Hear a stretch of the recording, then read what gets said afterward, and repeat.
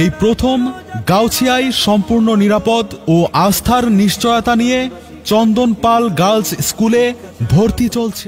বিগত শেখ হাসিনা সরকার পুরো দেশকে দলীয়করণ করেছিল, গণতন্ত্রের লেবাসে স্বৈরতান্ত্রিক রাজত্ব কায়েম করেছিল।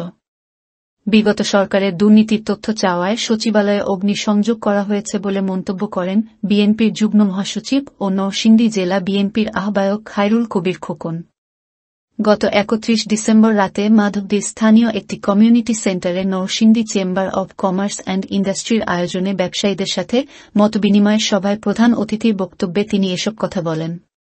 Narsingdi chamber of commerce and ইন্ডাস্ট্রির প্রেসিডেন্ট আলহাজ আব্দুল মোমেন মোল্লার সভাপতিত্বে আরও উপস্থিত ছিলেন নরসিংদী জেলা বিএনপির যুগ্ম আহ্বায়ক আবু ছালেহ চৌধুরী, বিজি নওশের, সদস্য Abdul Baten Shahin, Anwar Hossain Anu, APP advocate Bachhed Bhuiyan, Narsingdi chamber of commerce and ইন্ডাস্ট্রির পরিচালক সহ ব্যবসায়ী বৃন্দ।